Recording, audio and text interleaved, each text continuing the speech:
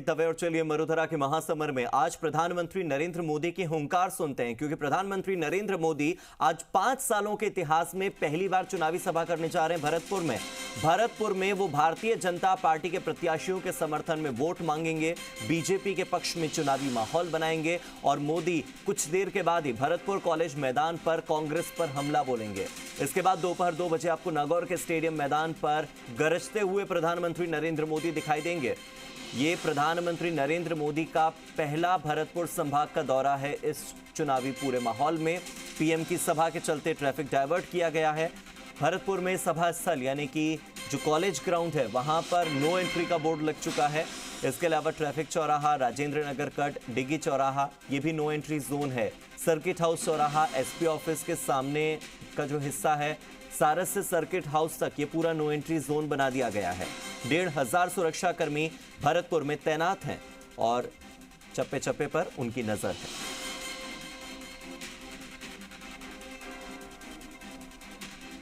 और भरतपुर से मेरे सहयोगी देवेंद्र जुड़ गए हैं, सीधे देवेंद्र का रुख कर लेते हैं। देवेंद्र, आप इस वक्त कहां पर हैं? रूट डाइवर्जन के बाद क्या स्थिति बदली है? और भरतपुर में 5 सालों में पहला चुनावी दौरा है प्रधानमंत्री नरेंद्र मोदी का। कितना चुनावी समीकरण, कितना चुनावी गणित बदल पाएंगे प्रधानमंत्री नरेंद्र मोदी भरतपुर में? देखिए हार्दिक, इस वक्त हम कॉलेज ग्राउंड में जहां पीएम मोदी की सभा होने वाली है वहां पर मौजूद हैं। आप देख सकते हैं हमारे पीछे मंच है, जिस मंच से पीएम मोदी सभा को संबोधित करेंगे। इसके अलावा दूसरी बात यह है कि लगातार भरतपुर संभाग की बात की जाए तो भरतपुर संभाग के अंदर जो भाजपा की स्थिति है, 19 की 19 सीटों में से भाजपा के पास कोई नहीं है। भाजपा यहाँ कमल खिलाना चाहती है। यही वजह है कि 5 साल बाद पीएम मोदी का यहाँ पर पहला भरतपुर संभाग का दौरा है और भरतपुर की सातों सीट अभी भाजपा के पास नहीं है। कवायद यही है, कोशिश यही है कि भाजपा का कमल खिलाया जाए। मंच की बात करें तो जब पीएम मंच पर होंगे तो उनके साथ जो 9 विधानसभा हैं, भरतपुर की 7 और अलवर की 2 विधानसभा, राजगढ़ और कटुमर, उनके 2 प्रत्याशी, 9 प्रत्याशी यहाँ पर मैदान उनके मंच पर मौजूद रहेंगे। इसके अलावा 40 वो वीआईपीओ की वो लिस्ट है जो मंच पर मौजूद रहेगी। इसके अलावा पीएम मोदी के साथ प्रदेश प्रभारी अरुण सिंह, पीसीसी जो भाजपा के जो प्रदेश अध्यक्ष सीपी जोशी वो भी पहुंचेंगे, नेता प्रतिपक्ष राजेंद्र राठौड़ भी पहुंचेंगे, तमाम वो लोग पहुंचेंगे। कोशिश यही है, कवायद यही है कैसे भाजपा का कमल भरतपुर संभाग में खिले, क्योंकि भरतपुर संभाग में आज ही जो अशोक गहलोत और कांग्रेस के राष्ट्रीय अध्यक्ष मल्लिकार्जुन खड़गे का भी दौरा है। निश्चित रूप से बीजेपी के लिए ये भरतपुर संभाग खासा महत्व है, क्योंकि पिछली बार भी जब 2018 के परिणामों की बात करें तो अगर भरतपुर संभाग में बीजेपी ने सफलता पाई होती तो निश्चित रूप से बीजेपी सत्ता में होती, लेकिन यहां पिछड़ गई। और अब इस बार कोशिश यही है, यही वजह है कि 5 साल बाद पीएम मोदी का भरतपुर दौरा हो रहा है। इस दौरे को लेकर लगातार 8 से 10 दिन से तैयारियां चल रही थी। प्रदेश के जो कार्यकर्ता हैं वो लगातार यहां पर जमावड़ा डाले हुए हैं और 2 लाख से अधिक भीड़ जुटाने का दावा है। कितनी भीड़ जुटेगी ये तो पीएम की मोदी की जब सभा शुरू होगी तब हो पाएगा। लेकिन अब मैं कैमरामैन पीयूष को कहूंगा दिखाएं कि किस तरीके से मंच पर क्या तैयारियां हैं। लगातार देख सकते हैं सुरक्षा व्यवस्था के भी कड़े इंतजाम हैं। 1.5 लाख से अधिक सुरक्षा कर्मियों को तैनात किया गया है। हर अलग अलग ब्लॉक बनाए गए हैं, महिलाओं के लिए अलग, युवाओं के लिए अलग, और तमाम तरीके से यहाँ पर देख सकते हैं कि किस तरह की व्यवस्थाएं हैं और इन व्यवस्थाओं को दिखाने के लिए हम कोशिश कर रहे हैं। जी हार्दिक, आप इसके साथ ही सजावट की तस्वीरें दिखाइए, क्योंकि देवेंद्र आपके ठीक पीछे मैं देख पा रहा हूँ कि यहाँ पर रंगोली बनी हुई है, खूबसूरत सजावट की गई है। प्रधानमंत्री नरेंद्र मोदी के स्वागत के लिए भरतपुर कितना तैयार हुआ है, कैसे सजाया गया है भरतपुर को, वो सजावट दिखा दीजिए एक बार। कुर्सियों का अगर आप थोड़ा सा ब्यौरा बता दें कि कुर्सियां कैसे लगी हैं, कितनी कुर्सियां भर पाई हैं, कितनी खाली पड़ी हैं। देखिए कुर्सियों की बात करें तो मैं कैमरामैन पीयूष को कहूंगा कि पीछे दिखाएं कि किस तरीके की तस्वीरें हैं। लगातार देखिए अलग अलग ब्लॉक बनाए गए हैं। ब्लॉक में आप देख सकते हैं यहाँ पर जो पोस्टर लगाए गए हैं उनमें प्रधानमंत्री नरेंद्र मोदी, गृह मंत्री अमित शाह, सीपी जोशी प्रदेश अध्यक्ष, वसुंधरा राजे पूर्व मुख्यमंत्री, राष्ट्रीय अध्यक्ष जेपी नड्डा, नेता प्रतिपक्ष राजेंद्र राठौड़, तमाम वो लोग जो कि पार्टी के बड़े नेता हैं उनके पोस्टर लगाए गए। आप देख सकते हैं बड़ा पंडाल डॉम यहाँ पर सजाया गया है। अलग अलग ब्लॉक में कुर्सियां लगाई गई हैं, महिलाओं के लिए अलग से व्यवस्था की गई है और सुरक्षा के खासे इंतजाम किए गए हैं, क्योंकि प्रधानमंत्री का भरतपुर में पहला दौरा है। एसपीजी और एसपी भरतपुर जो है मृदुल कछावा पूरी व्यवस्थाओं का जायजा लगातार 3 दिन से ले रहे हैं। एसपीजी भी लगातार रिहर्सल कर रही थी और अब जब पीएम के आने का कार्यक्रम है, निर्धारित कार्यक्रम 10:50 पर पीएम को यहाँ पर पहुंचना है, लेकिन अभी वो पहुंचे नहीं है। 10:50 पर जब प्रधानमंत्री यहाँ पर पहुंचेंगे तो किस तरह की तस्वीरें होंगी वो आप देख पाएंगे। और सबसे बड़ी बात ये रहेगी हार्दिक, क्योंकि पीएम का पहला दौरा है तो भरतपुर ही नहीं, पूरे भरतपुर संभाग से, पूरे भरतपुर संभाग की जो 19 सीट है और अलवर की जो पास का जिला है वहां से भी लोग यहाँ पर पहुंच रहे हैं पीएम को सुनने के लिए, क्योंकि प्रधानमंत्री यहाँ से कोई कड़ा मैसेज जो कांग्रेस को दे सकते हैं। साथ ही जिस तरह इलेक्शन मैनिफेस्टो में ईआरसीपी को लेकर बात कही है उस पर भी अपनी बात रहेंगे, साथ ही पेपर लीक पर भी अपनी बात रखेंगे और युवाओं को यहाँ से खासा मैसेज दे सकते हैं कि इस तरीके से आप सत्ता में बीजेपी को लाइए, डबल इंजन की सरकार बनाइए जिससे कि आपका भला हो सके। इस तरह की बात यहाँ पर देखने को मिल सकती है। सजावट की बात करें तो आप देखिए कि जो मंच है उसकी तरफ रंगोली सजाई गई है और लगातार मंच पर जो नेता हैं, जो कार्यकर्ता, आप देखिए भाजपा की जो महिला मोर्चा की पदाधिकारी राधा भारद्वाज जो मंच पर मौजूद है, इसके अलावा तमाम वो लोग मंच पर मौजूद हैं और यहाँ पर कुर्सियां लगाई गई है, निर्धारित कुर्सियां। सोमकांत मीणा जो कि पार्टी के पदाधिकारी वो लगातार कार्यकर्ताओं को दिशा निर्देश दे रहे हैं। इसके अलावा आप देख सकते हैं कि वीआईपी विजिट के चलते यहाँ पर सुरक्षा का खासा इंतजाम किया गया है, तमाम तरह की व्यवस्थाएं की गई हैं और यहाँ पर जो मंच पर जो लोग रहने वाले हैं उनकी हम बात करें तो उनमें सांसद रंजीता कोहली की बात कर लें, उनमें पार्टी के जिला अध्यक्ष मनोज भारद्वाज की बात कर लें, डी कुमेर से प्रत्याशी शैलेश सिंह, नदवई से प्रत्याशी जगत सिंह, नगर से प्रत्याशी जवाहर सिंह बेडम, तमाम वो लोग, तमाम वो प्रत्याशी, इसके अलावा पार्टी के नेता यहाँ पर रहने वाले और सबकी कोशिश यही है कि प्रधानमंत्री जब यहाँ से जाएं तो ये मैसेज लेकर जाएं कि भरतपुर वो फतेह करने वाले हैं, भरतपुर संभाग की सभी 19 सीटों पर कमल खिलने वाला है। इस तरह की व्यवस्था की गई है। हालांकि सुबह का समय है, लोगों का आने का क्रम जारी है, लेकिन धीरे धीरे जब ये क्रम बढ़ेगा, कब पीएम का हेलीकॉप्टर यहाँ पर जब लैंड होगा तब चीजें देखने को मिलेंगी। जी हार्दिक। एक तरफ वैर में हम देख रहे हैं कि मुख्यमंत्री अशोक गहलोत पहुंचने वाले हैं, इसी के साथ मल्लिकार्जुन खड़गे पहुंचने वाले हैं, तकरीबन इसी सीट पर फोकस कर रहे हैं प्रधानमंत्री नरेंद्र मोदी, क्योंकि वैर विधानसभा सीट भी तकरीबन आती तो इसी संभाग में। तो देखना यही होगा कि अब किसका जादू चलेगा। दोनों ही बड़े बड़े नेता एक साथ जब एक ही सीट पर फोकस करते हैं एक ही समय पर, तो जनता तो डिवाइड हो ही जाती है, कार्यकर्ता तो डिवाइड हो ही जाते हैं और मतदाता डिवाइड हो जाते हैं कि कहाँ जाना है, कहाँ नहीं जाना है, कहाँ भीड़ बढ़ेगी, कहाँ भीड़ कम होगी। कहीं, क्योंकि जब इतने बड़े नेता आते हैं तो फिर कितने लोग आपकी रैली में आए हैं वो आपके शक्ति प्रदर्शन का एक माध्यम होता है।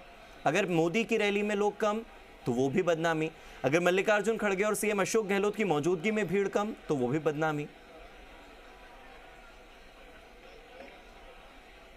बिल्कुल हार्दिक, आप सही कह रहे हैं, क्योंकि आज ही के दिन पीएम मोदी का दौरा है और आज ही के दिन जो राजस्थान के मुख्यमंत्री अशोक गहलोत और कांग्रेस के राष्ट्रीय अध्यक्ष मल्लिकार्जुन खड़गे वो वैर आ रहे हैं। तो निश्चित रूप से कहीं ना कहीं, हालांकि वैर के अंदर कांग्रेस ने जिस तरीके का दावा किया है, वैर की जो बैर बयाना नदवई आसपास का जो इलाका है उसको लेकर कहा है कि 8 से 10 हजार की भीड़ रहने वाली है, लेकिन बीजेपी ने यहाँ दावा किया है कि 2 लाख से अधिक कार्यकर्ता या 2 लाख से अधिक लोग पीएम मोदी को सुनने आएंगे। भीड़ जुटाने का दावा किया गया है, जो प्रत्याशी है उनको टारगेट दिया गया है, पार्टी के पदाधिकारियों को भी टारगेट दिया गया है, कितनी भीड़ जुट पाती है।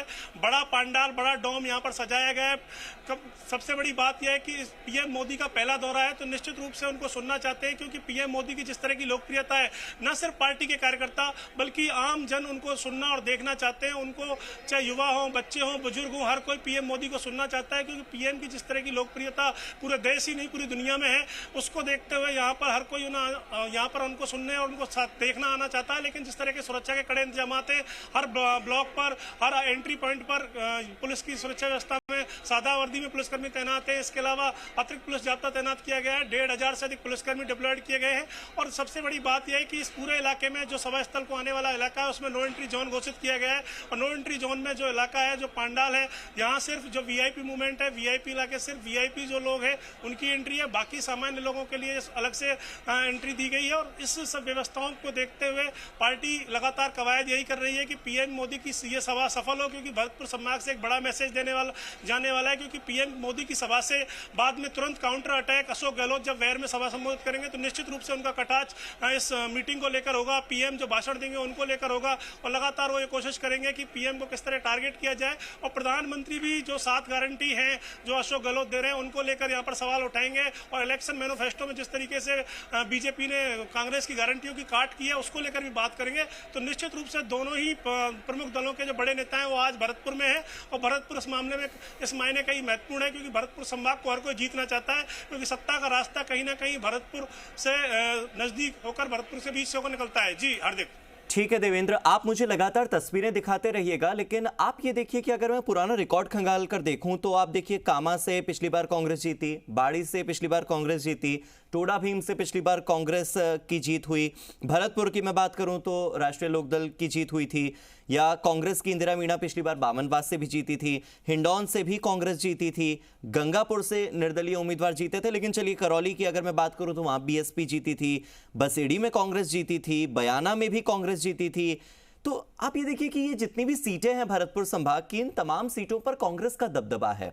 प्रधानमंत्री नरेंद्र मोदी यहां पर पहले तो कभी आए नहीं, शायद इसी बात को लेकर कि शायद इस संभाग की जितनी सीटें हैं वो कांग्रेस का गढ़ है, हमें कांग्रेस के गढ़ को भेदने की कोशिश नहीं करनी चाहिए। लेकिन अंतिम दौर में जब मोदी आ रहे हैं और इस रिकॉर्ड में परिवर्तन की कोशिश कर रहे हैं, आपको क्या लगता है इन 19 सीटों पर कितना परिवर्तन प्रधानमंत्री मोदी की रैली ला पाएगी? कारण ये कि जब मोदी रैली करते हैं तो ऐसी एक मान्यता है राजस्थान में नहीं बल्कि पूरे देश में कि प्रधानमंत्री नरेंद्र मोदी की एक एक रैली एक एक विधानसभा सीट की जीत के बराबर होती है। अगर वो 5 रैली करते हैं तो 5 सीटें आती है, 10 रैली करते हैं तो 10 सीटें आती है। तो मोदी की rally is equals to BJP की जीत। क्या लगता है भरतपुर में कितनी जीत आ पाएगी? क्योंकि ज्यादातर तो बीएसपी, आरएलडी और कांग्रेस की जीत थी पिछली बार।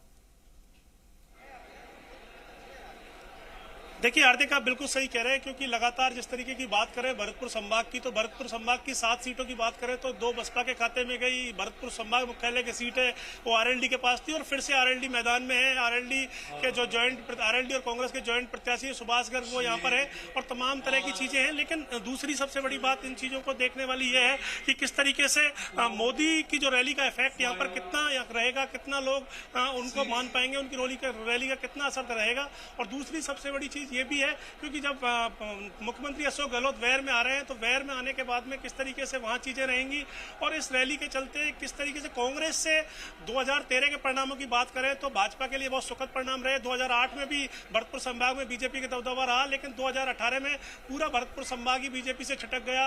19 की 19 सीटों की बात करें तो धौलपुर मुख्यालय की जो विधायक थी शोभा रानी कुशवाहा वो भी बीजेपी की थी। बाद में राज्यसभा चुनाव में उन्होंने कांग्रेस के पक्ष में वोट किया और बीजेपी का दामन छोड़कर कांग्रेस का हाथ थाम लिया। अब उनको कांग्रेस ने वहां से प्रत्याशी बनाया।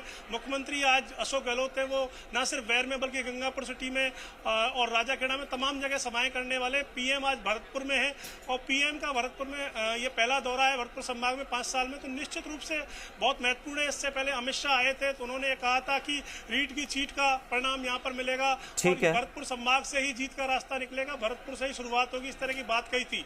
लेकिन अब यहाँ किस तरह चीजें रहेंगी, ये जब मोदी की रैली होगी पीएम मोदी की तो उसके बाद में चीजें साफ हो पाएंगी। देवेंद्र, अब धीरे धीरे लोगों की हलचल मुझे आपके पीछे दिखाई देने लगी है और मुझे बताइए